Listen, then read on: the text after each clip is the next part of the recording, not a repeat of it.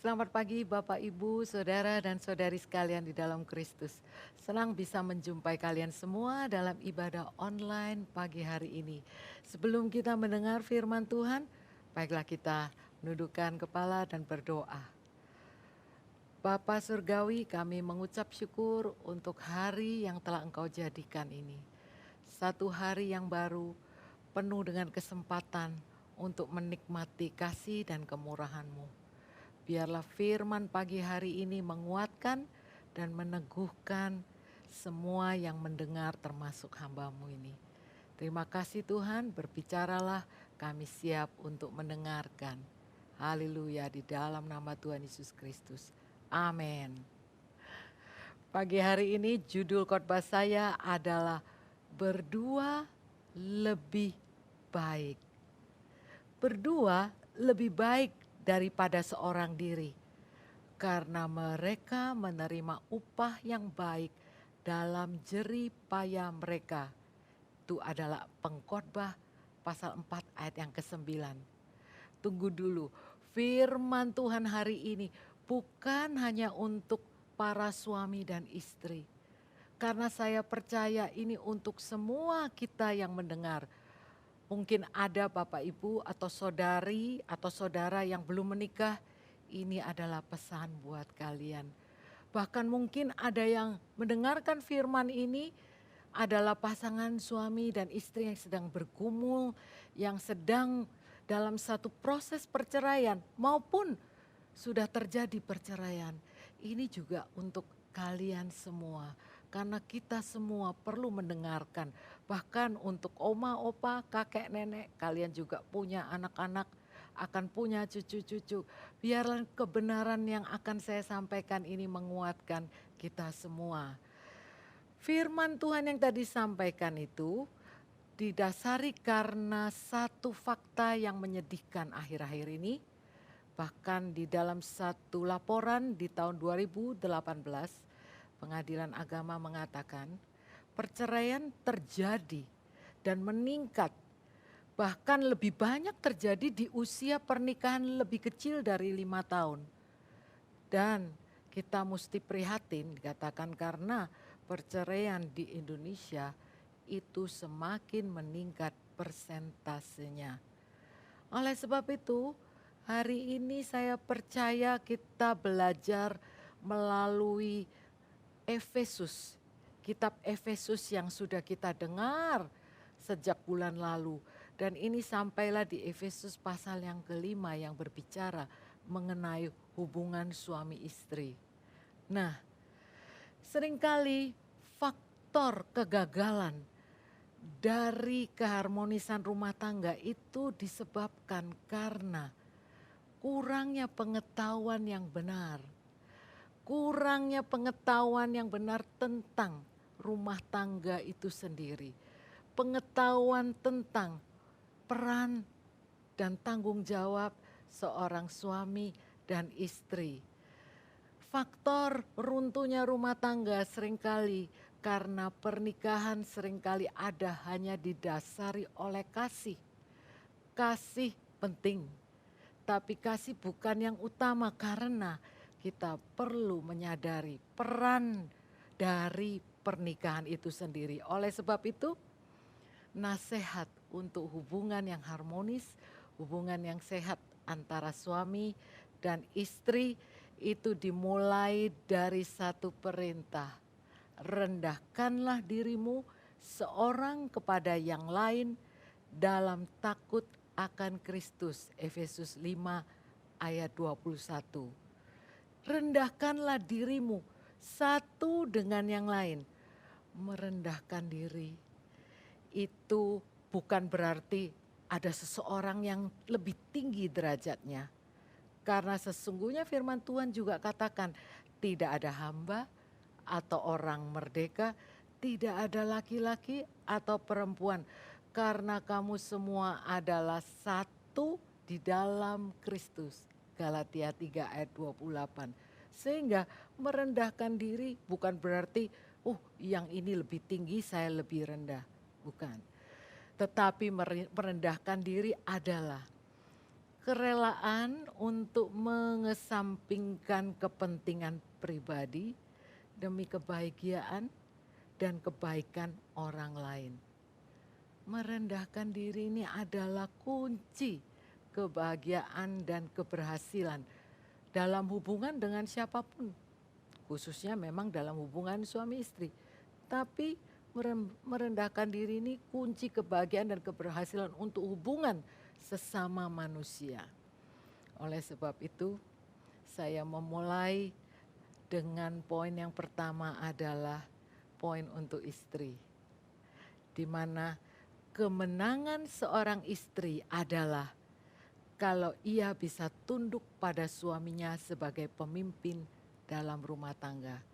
Ya, poin yang pertama untuk para istri, kemenanganmu adalah kalau engkau bisa tunduk, engkau menundukkan diri kepada suamimu yang Tuhan pilih untuk menjadi pemimpin dalam rumah tangga. Tunduk ini dalam kehidupan sehari-hari diekspresikan dengan mengasihi dengan tulus, melayani dengan segenap hati, menghormati pasanganmu, dalam hal ini menghormati suamimu sebagai kepala rumah tangga, mendukung, mensupport, menyemangati. Bahkan kita harusnya tahu apa mimpi suamimu. Engkau harus tahu, setiap suami punya visi, punya mimpi. Tanyakan, diskusikan, doakan, dan bahkan dukung supaya engkau berdua bisa mencapai, bahkan engkau bisa membantu untuk supaya visi suamimu terkabul. Oleh sebab itu, istri sebagai penolong. Firman Tuhan katakan istri itu penolong. Penolong yang juga bisa mengerti keadaan suami. Ada kalanya suami perlu waktu untuk sendiri. Disitulah kita mengerti. Suami perlu berdoa, perlu waktu untuk dirinya, kita juga mengerti. Tapi ada saatnya kita mengerti, suami perlu didukung, suami perlu diberi masukan, suami perlu diberi nasihat. Seringkah istri-istri berkata, saya udah memberi nasihat, tetapi dia tidak mau mendengarkan, tidak peduli dengan nasihat saya. Oleh sebab itu saya katakan, mengerti, mendukung suamimu. Ada kalanya kita perlu berdiam, ada kalanya kita mendengarkan, tapi ada kalanya kita berkata-kata, memberi nasihat. Bagaimana kalau nasihat kita tidak didengarkan? Enggak apa-apa. Bagian kita adalah mendukung dan memberi nasihat. Seringkali suami juga masih tahap proses, tahap untuk belajar bertanggung jawab menjadi seorang suami, sehingga kadang-kadang dia merasa dia yang benar, dia tidak perlu nasihat istrinya. Tapi dengan berjalannya waktu, saat dia menemukan bahwa ada saatnya waktu dia tidak mendengar kata-kata istrinya, dia justru menjumpai kesalahan dan menjumpai masalah gara-gara dia tidak mendengarkan kata-kata istri. Itulah saatnya suami belajar. Tapi itulah saatnya istri menerima kesalahan suami. Istri mengampuni, bukannya malah berkata, makanya saya udah katakan apa kataku. Itu malah mendakwa, itu malah membuat suami merasa bersalah. Seringkali suami yang tidak mendengarkan nasihat istri dan akhirnya menjumpai masalah dalam hatinya, dia sudah berkata, ini akibat aku tidak mendengarkan nasihat istri. Tapi dia tidak katakan itu. Di dalam hatinya dia sudah tertegur sendiri. Dan dia tidak perlu lagi mendapat teguran dari istri. Tapi justru dia perlu mendapatkan dukungan dan kasih dan penerimaan dari istri. Ini baru saya bicara tentang peran dan tanggung jawab seorang istri. Yang pasti tidak lepas memang harus disertai juga dengan peran dan tanggung jawab seorang suami. Saya masih lanjutkan dengan istri ya. Tetapi tunduk itu bukanlah, saya katakan tunduk itu bukanlah istri menjadi pasif. Tunduk bukan berarti istri itu hanya diam, tidak punya suara. Bukan sama sekali.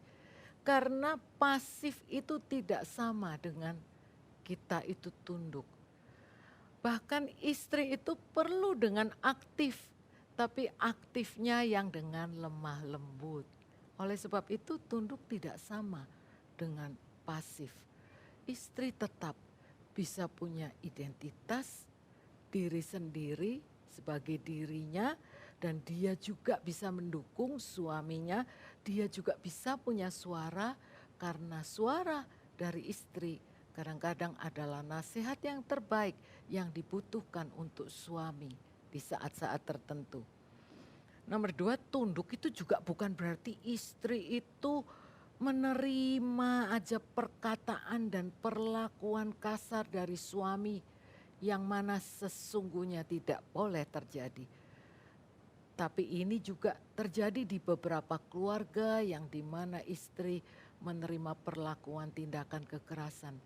Tunduk bukan berarti ya udah ini diriku, aku diserahkan untuk dijadikan bahan untuk cemooh dan perlakuan kasar. No, tapi kita berdoa dan mendoakan supaya suami-suami dan pasangan khususnya yang masih belum bertobat dan belum berubah, supaya mereka benar takut akan Tuhan. Oleh sebab itu saya senang dengan terjemahan dari The Message yang mengatakan, istri-istri mengertilah dan dukunglah suami-suamimu dengan cara yang menunjukkan dukungan bagi Kristus. Oleh sebab itu apa yang kau lakukan, apa yang engkau layani dengan sepenuh hati, dengan tulus hati, itu tidak sia-sia. Karena sesungguhnya engkau sedang lakukan itu untuk Kristus. Nah, poin yang kedua sekarang untuk suami. Peran dan tanggung jawab suami penting untuk hubungan yang harmonis. Tadi istri sudah, sekarang untuk suami sebagai berikut. Kemenangan suami adalah kalau ia mengasihi istrinya seperti Kristus mengasihi, bahkan sampai rela mati untuk jemaatnya. Kasih yang tidak egois di ayat 25. Kasih yang suci. Kasih yang berkorban. Kasih yang mengasuh dan merawat istri. Mengutamakan kesejahteraan istri. Melibatkan komitmen selain perasaan aja. Mengutamakan istri di atas hubungan orang yang lain. Suami-suami, engkau dipanggil untuk mengasihi istrimu. Engkau bukan dipanggil untuk mengerti istrimu. Kadang istrimu sulit untuk dimengerti. Tapi engkau dipanggil untuk mengasihi istri seperti Kristus mengasihi jemaatnya. Sehingga bukan melakukan tindakan kekerasan kepada pasanganmu, yang mana istri jauh lebih lemah secara fisik. Bukan melakukan tindakan immoral atau amoral. Bukan menjadi orang yang pemarah, gampang tersinggung. Jangan kasar, jangan egois. Jangan tidak peduli, tidak memberi nafkah atau menghindar atau justru menjauhi. Hai suami-suami, hiduplah bijaksana dengan istrimu sebagai kaum yang lebih lemah. Hormatilah mereka sebagai teman pewaris dari kasih karunia, yaitu kehidupan. Supaya doamu jangan terhalang. 1 Petrus 3 ayat yang ke-7. Teringat akan janji nikah. Waktu engkau mengucapkan janji nikah di depan hamba Tuhan atau pendeta, suami dan istri saling berkata demikian. Aku, ya suami, mengambil engkau sebagai suamiku atau istriku. Mengambil, memilih. dan aku mengasihimu dalam keadaan susah dan senang, dalam keadaan kelimpahan maupun kekurangan, dalam keadaan sehat dan sakit, untuk saling mengasihi dan untuk menghargai sampai maut memisahkan kita. Janji yang sudah kita ucapkan, kadang-kadang kita lupa. Sehingga waktu kita sedang susah, mulailah. Waktu kita sedang tidak cocok, cekcok, mulailah. Ada gejala, kita lupa pada komitmen kita. Di sini sudah diingatkan, satu kali kelak kita akan mengalami yang namanya susah dan senang.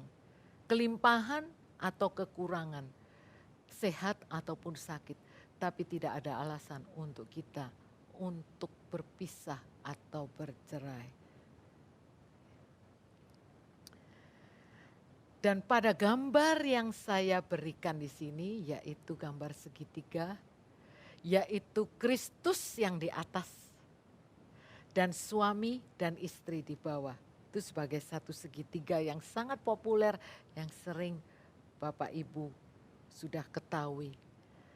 Bahwa saat suami mendekat dan tunduk pada Kristus, saat istri mendekat dan tunduk pada Kristus, maka mereka atau pasangan ini akan semakin mendekat kepada pasangannya. Oleh sebab itu, dekatkanlah dan tunduklah pada Kristus. Karena saat engkau mendekatkan diri dan tunduk pada Kristus, engkau juga akan mendekatkan diri pada pasanganmu.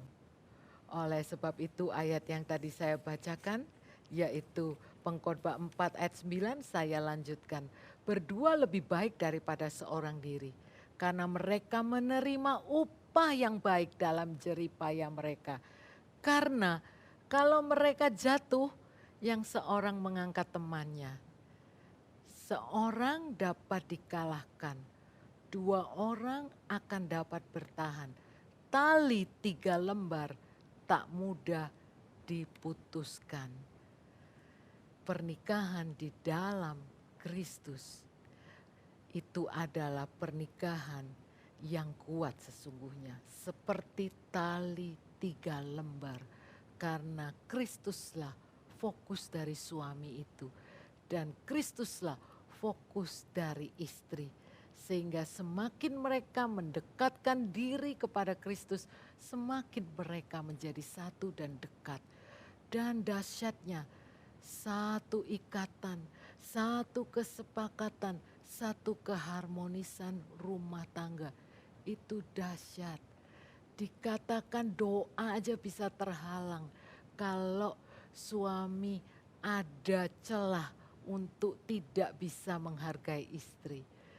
Doa terhalang saat istri tidak bisa tunduk. Oleh sebab itu, kesatuan dan keharmonisan, kesepakatan dalam rumah tangga itu dahsyat. Karena Tuhan juga waktu membuat satu lembaga pernikahan, itu idenya Tuhan. Tuhan menciptakan Adam dan Tuhan katakan tidak baik bagi dia, bagi Adam untuk seorang diri. Sehingga aku akan membuatkan dia seorang penolong. Oleh sebab itu, berdua lebih baik. Bapak Ibu sekalian yang sudah menjadi pasangan suami istri, tetaplah setia satu dengan yang lain, saling menghargai, saling mengasihi dalam keadaan susah maupun senang, dalam keadaan kekurangan ataupun berlimpah, dalam keadaan sehat maupun sakit. Karena sesungguhnya berkat Tuhan berlimpah atas keluarga ini. Haleluya, mari kita berdoa. Bapa Surgawi, sekali lagi kami telah mendengarkan firman Tuhan. Hari ini kalau ada pasangan suami istri yang sedang bergumul, suami yang sedang bergumul ataupun istri yang sedang bergumul karena ketidakharmonisan di dalam rumah tangga, karena terjadi perselisihan demi perselisihan, karena terjadi kekerasan dalam rumah tangga, hamba-Mu meminta kasih karunia-Mu untuk mereka. supaya hari ini kalau mereka mendengarkan firman Tuhan ini akan membebaskan mereka dan memerdekakan mereka, supaya mereka kembali kepada komitmen mula-mula, yaitu saat mereka mengikat janji nikah. Itu mereka menjadi satu adanya dan tidak akan ada yang memisahkan mereka sampai maut memisahkan.